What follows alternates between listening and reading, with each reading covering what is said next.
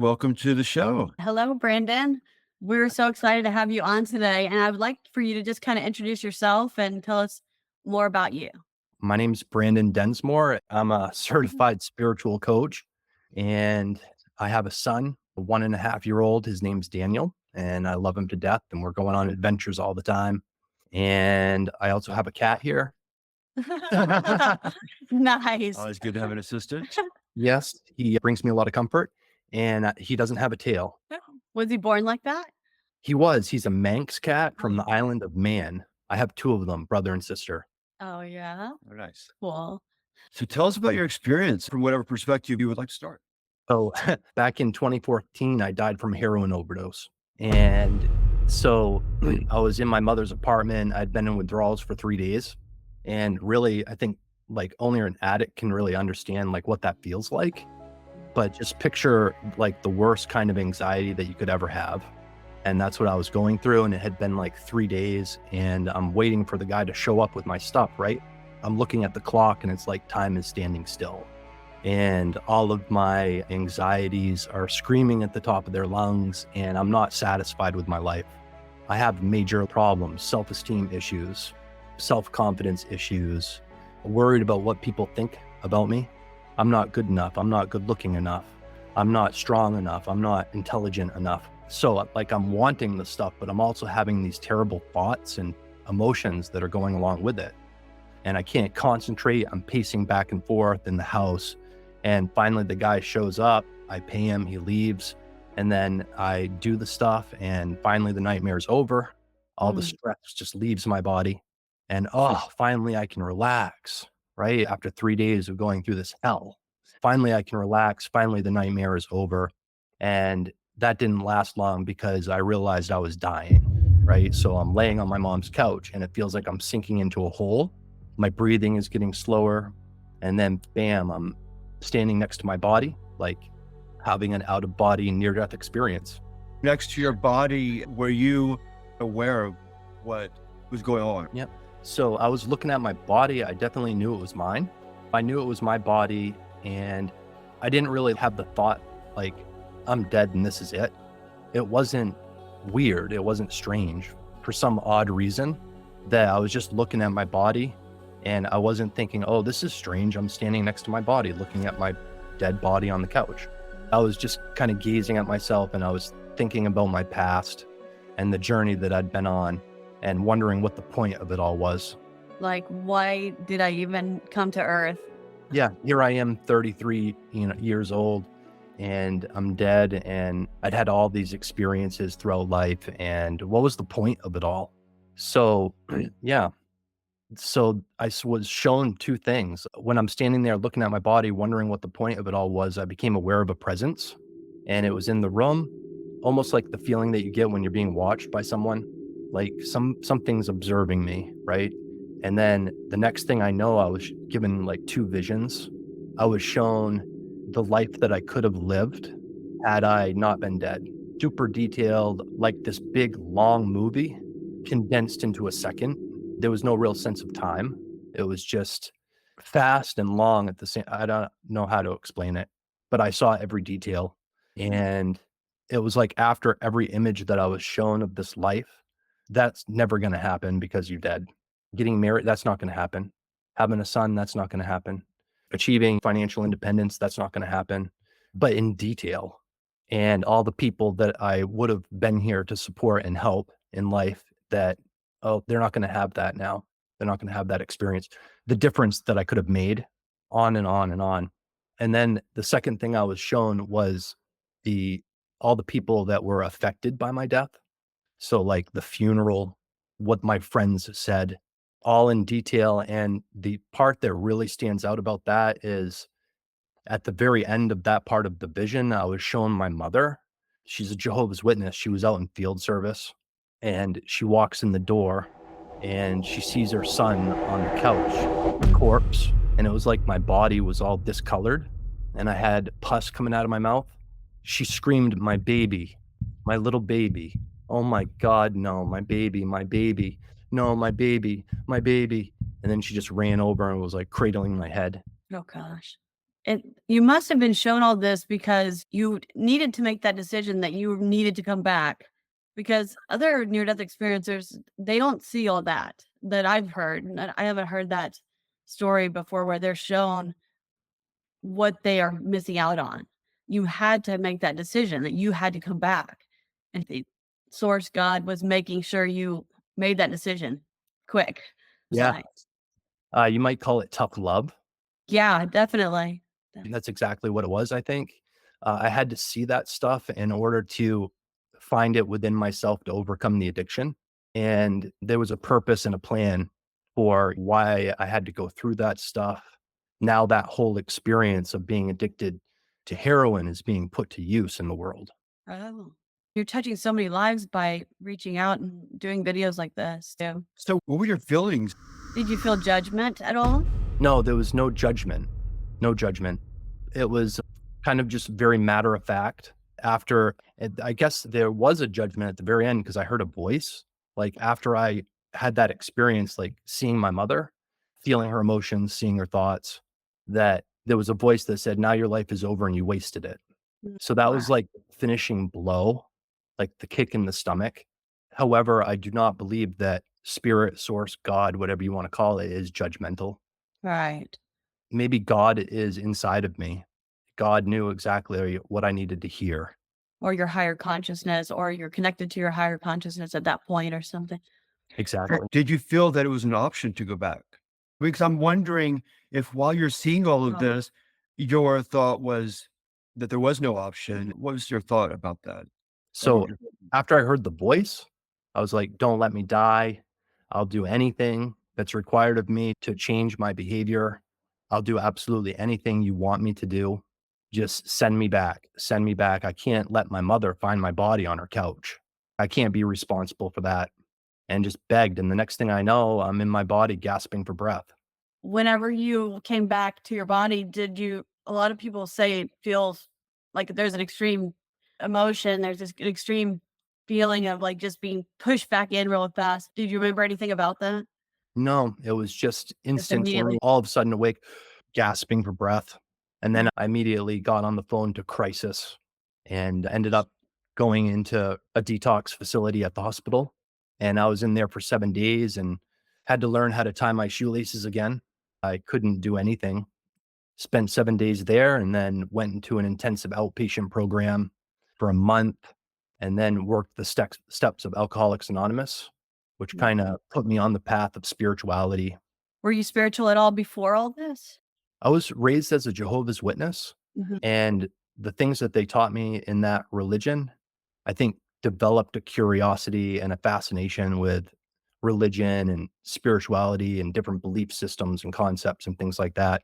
I majored in philosophy at Vassar College. I won a scholarship and studied philosophy there.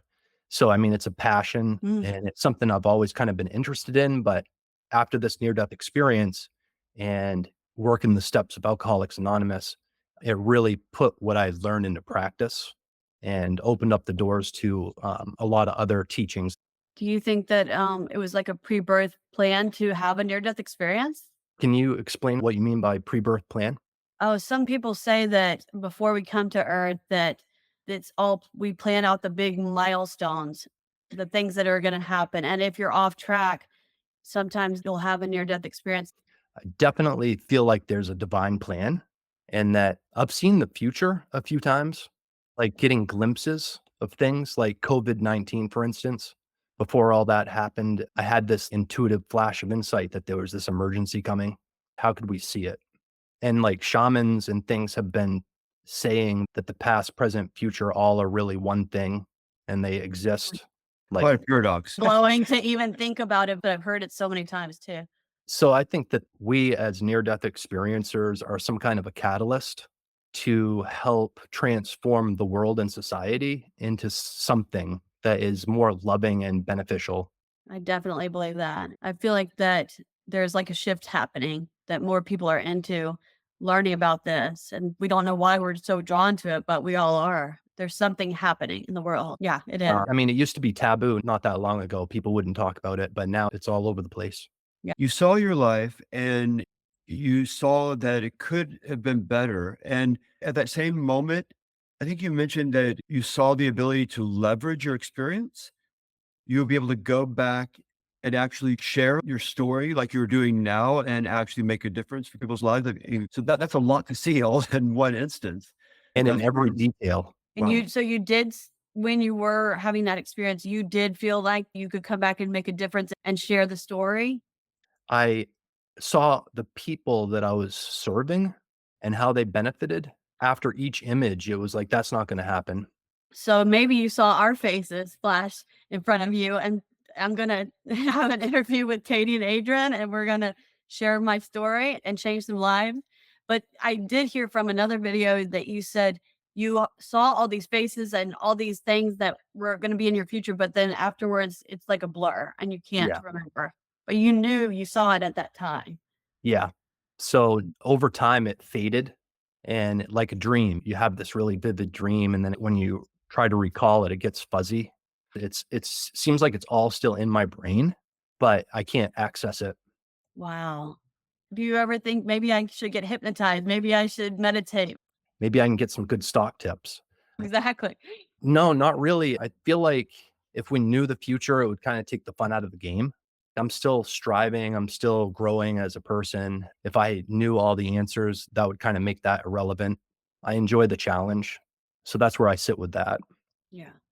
And I do find it interesting that, you know, myself and I think a lot of people before hearing experiences like this, we think that when we pass, we're going to be judged.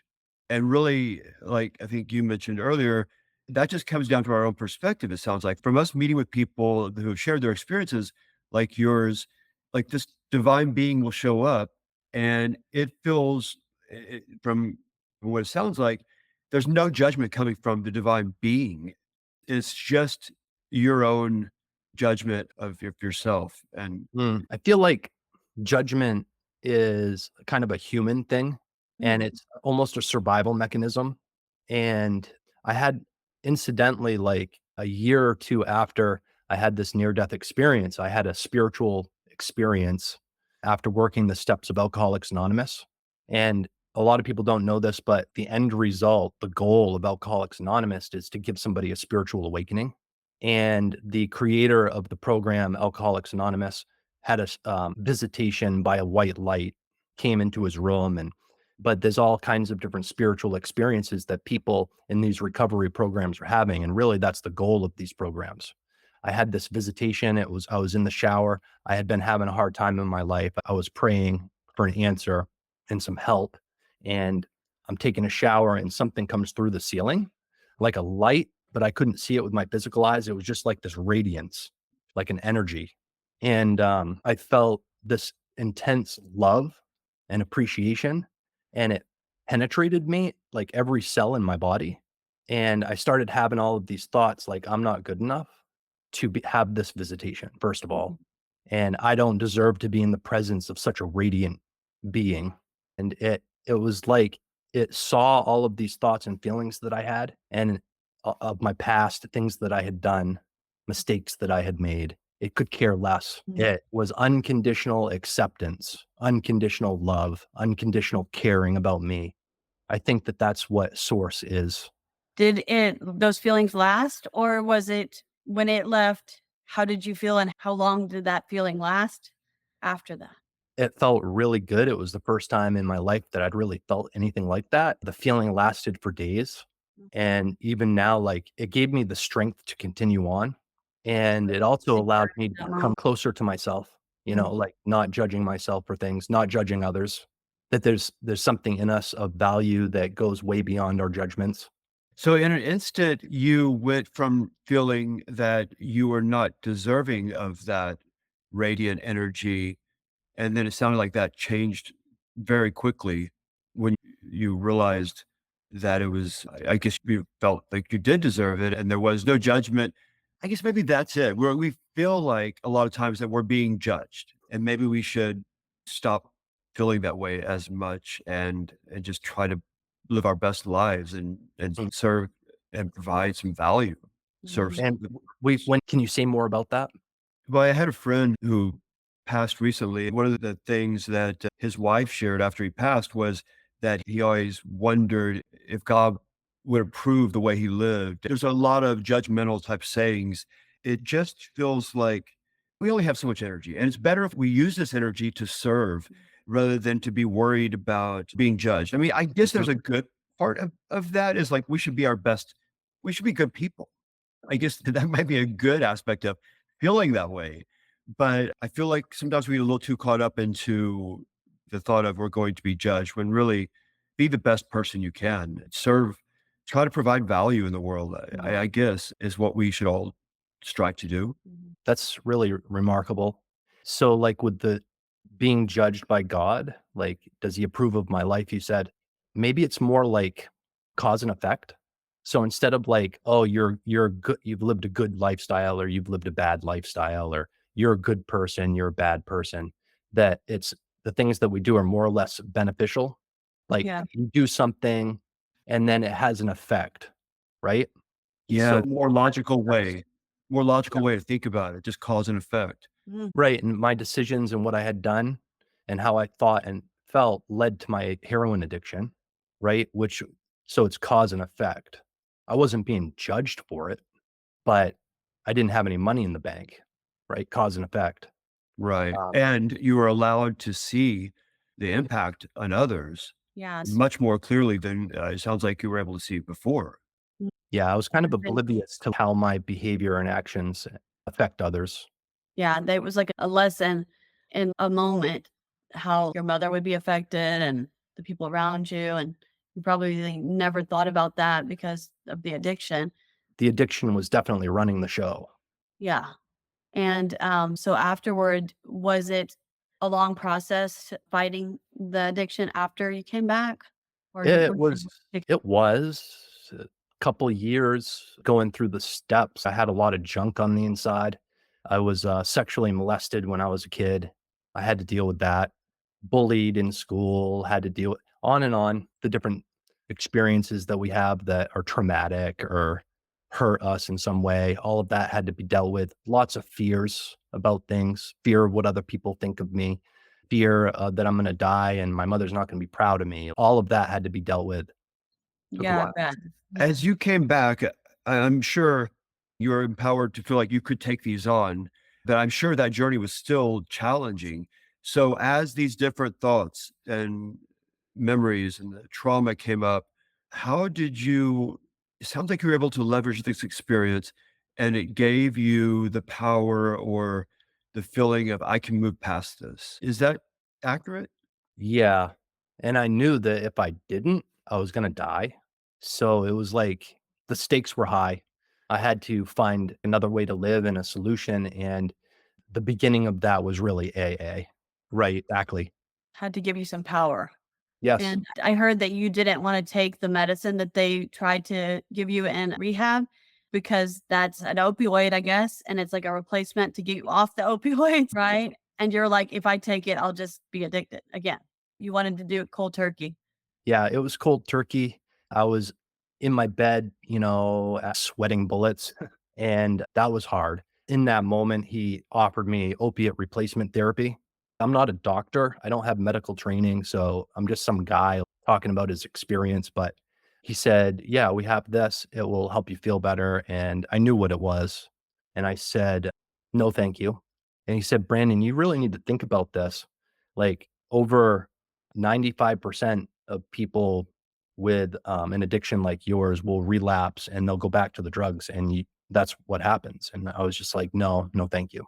So, I'm glad I said no personally Mhm. because I stayed off the opioids, and that very well could have led me down a road that I didn't wanna go down. But I said no. I'm one of the few that do make it. Well, that point right there could save tons of lives because maybe some people think they have to do it at that option. But, to have this other just say no. Mhm. So that's a really great segue into maybe sharing more about your coaching. So, have you worked with some people who've gone through heroin addiction? Yes, other addictions. I don't exclusively work with people who are in recovery, but a lot of my clients happen to be. And I've also helped walk people through the steps of Alcoholics Anonymous. I don't have any affiliation with Alcoholics Anonymous other than my experience with it, but I have introduced people to the steps, helped them work through it. I worked as a sponsor in AA, NA, and other organizations in the past. So I do help people do that and also find their calling and their passion and help them increase their powers of manifestation, if you will. A lot of times it's creating a business online. Very nice. The reason I brought up the heroin addiction is because it sounds like the odds are, I mean, that's so many people they're not able to pull out of that. You had this experience which gave you some additional leverage. And while other people are trying to fight their addiction, hopefully they will never die. But also, for the most part, they will not get this type of in-depth experience and to see the impact their life is having on other people and the way it could be different. I'm just curious if you're able to convey your insights, your experience, effectively to them where they can try to imagine it for themselves Mm. and it maybe helps them along that journey. Great question. No, I've been able to serve people through my coaching, which is kind of more about tapping into their inner wisdom, help them find solutions for themselves. But I also do business consulting on the side where I provide solutions. I am working on it and I'm creating a course called Quantum Forgiveness, which is designed to do exactly that. Oh. That's one. Yeah, I'm sure to say to yourself, I went through that for a reason. I went through all that for a reason. Like you were saying earlier, you're going to make a huge effect because you went through all that you went through. And Yeah, so and now perspective on it. how like we wonder there's why do things happen? Well, in this case, like all of that heroin addiction, there's a long story to it. I was addicted for like over a decade. But anyways, like now all of that, all the pain, all the frustration, the anger, the resentments to what happened to me in the past, the fears, the frustrations, the inner turmoil is all being put to good use. So there is a reason for it, and now it's being utilized to help other people. Your perspective on the bad things just shifted. And now it's like, oh, I went through that for a reason. And it's sometimes hard to imagine the reasons people go through things, especially like a lot of people die from overdoses and never come back. Like, why did that happen? Paradoxical. It's something that's hard to contemplate. I don't really have very good answers. I'm sure you must reflect on like if you had never been able to come back, if your body had been so damaged that it was not possible, you would have to basically, for eternity, your soul would be seeing those images and the life you led. So, Mm. yeah, it must make you feel, I guess, very fortunate that you were able to have the second chance. Very fortunate. And now I want to put that fortune to use and be there for others. What would be your advice for our audience as far as coaching? What is like one of the pointers that you can share with a general audience to we're all struggling. We all need to get on path. We all feel like what's my purpose? So what would be an advice that you could give to all of us? Remember what Adrian was saying about judgment Yes. and like living a good life and being the best people that we can be, serving others. But I would say that even more important is your relationship to yourself. And the judgment isn't just coming like our ideas of judgment aren't just coming about God, like, oh, God judges us. Like people judge us in our everyday life and we judge ourselves. Let's put that club down Exactly. and learn how to be our own best friend. That's a big thing right there because that's what we feel all the It time. would be incredibly empowering. Done wrong, you are your own worst enemy. I feel like when we're young, we have our parent trying to guide us in the right direction. And then as we become older and become an adult, I feel like in a way, our inner child never goes away. Our inner child is still there, but yet it's like we have to be the child and the parent. We have to not be a bad parent to ourselves. We do something wrong, we can't be like, oh, you dumbass and this and that. How did I ever think I could accomplish this?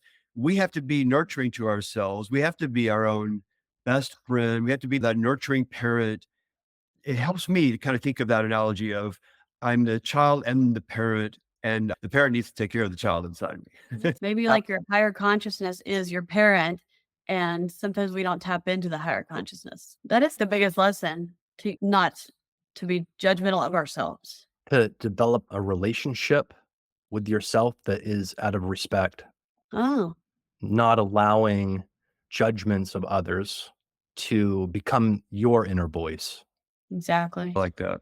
Yeah. Yeah.